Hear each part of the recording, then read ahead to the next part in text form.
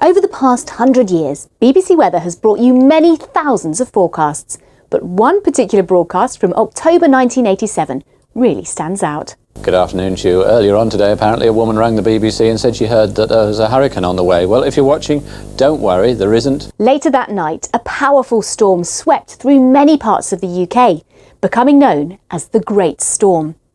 18 people were killed, hundreds of thousands were left without power, and an estimated 15 million trees were destroyed in the storm. A cross-channel ferry was even blown ashore.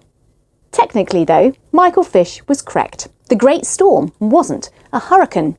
It was an area of low pressure that originated in the Bay of Biscay, and it was made worse by something called a sting jet, a phenomenon that was unknown at the time. A sting jet is a zone of very strong winds within a rapidly deepening area of low pressure that originates 2 or 3 miles above the ground. The winds slam down to the surface at speeds of more than 100 miles per hour. However, the area covered by the most ferocious winds is only about 30 miles across and lasts no more than a few hours at most. On satellite images, they look like a scorpion's tail, hence the name sting jet.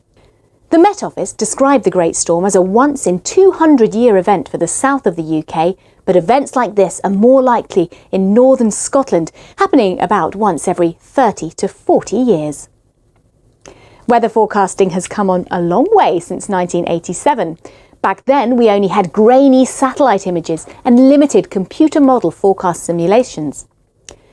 Today, more than 215 billion weather observations, including readings from satellites, are incorporated into UK forecasts daily.